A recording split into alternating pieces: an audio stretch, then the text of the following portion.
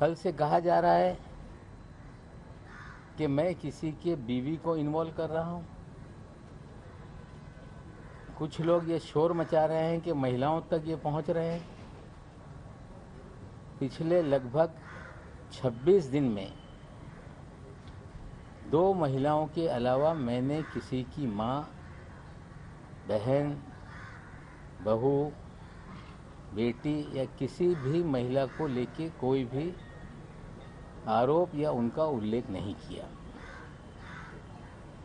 दोनों महिलाओं का उल्लेख इसलिए आया कि उनसे चीज़ें जुड़ी हुई हैं, इसलिए उनका उल्लेख आया है।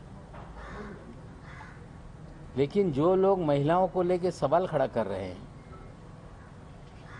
हम उनसे पूछना चाहते हैं कि क्या दूसरों की माँ बहनें ये महिलाएं नहीं हैं? कल किरीट सोमैया ने अपने प्रेस कॉन्फ्रेंस में अजीत दादा की माँ का उल्लेख किया, उनकी बहनों का उल्लेख किया। इससे पहले संजय राउत जी की बीवी को ईडी के कार्यालय तक पहुंचाने का काम किया गया। खड़से साहब की पत्नी को ईडी के कार्यालय तक पहुंचाने का काम किया गया। किरीट सोमैया महाराष्ट्र के सम्माननीय मुख्यमंत्री की पत्नी को बार बार उनका नाम लेकर आरोप करते रहे। क्या इनकी घर की महिलाएं महिलाएं हैं और बाकी महिलाएं महिलाएं नहीं? हमें लगता है कि अस्तर जो बीजेपी गिरा रही है, हमने कोई अस्तर नहीं गिराया। ये सीधे लोगों को समझना होगा। कल मैंने जो भी आरोप लगाए, कोई आरोप हमने हवा में किसी पे नहीं लगाया। ड्रग पेडलर गाने का ये फाइनेंस हेड है, ये सवाल हमने खड़े किए थे।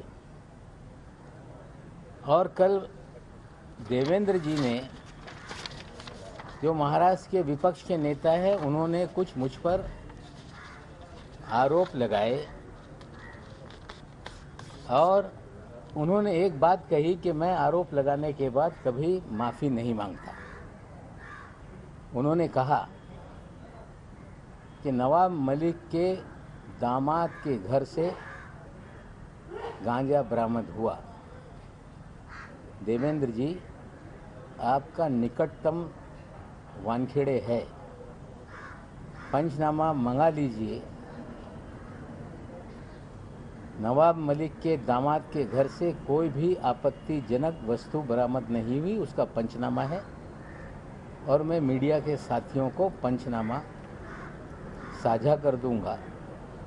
लेकिन वानखेड़े के कहने से 14 जनवरी के दिन जब मेरे दामाद के घर पे छापामारी कथित कही गई, तब मीडिया बड़े जोर और शोर से रिपोर्टिंग कर रहा था कि नवाब मलिक के दामाद के घर पे छापेमारी है और बड़े पैमाने पे ड्रग मिला। हमें लगता है मीडिया के साथियों को भी गुमराह किया गया और मैं पंचनामा दे देता हूं कि किसी भी प्रकार की रिकवरी हमारे दामाद के घर से नहीं हुई। क्या देवेंद्र जी आप माफ़ी मांगेंगे? देवेंद्र जी, आपने कहा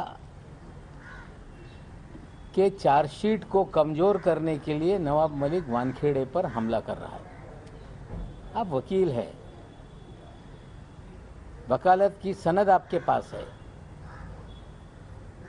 आपकी जानकारी है कि नहीं मुझे पता नहीं।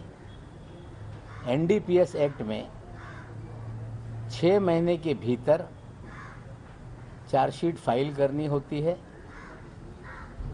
और सजलानी और समीर खान वाले मामले में ऑलरेडी चार्जशीट फाइल है। तो ये आपका आरोप कि मैं केस को कमज़ोर करने के लिए आरोप लगा रहा हूँ, क्या इसके लिए आप माफ़ी मांगेंगे? देवेंद्र जी, आपने कहा कि नवाब मलिक को इससे पहले मंत्री पद से इस्तीफा देना पड़ा। हाँ, मैंने इस्तीफा दिया था। उस पर सावंत कमीशन बैठा था, कमीशन की रिपोर्ट आई, विधानसभा में चर्चा हुई और उस विधानसभा की चर्चा में मैंने कहा कि एक बार नहीं 100 बार मैं इस्तीफा देने के लिए तैयार हूं, अगर जनता के हित में कोई इस्तीफा देना पड़े तो।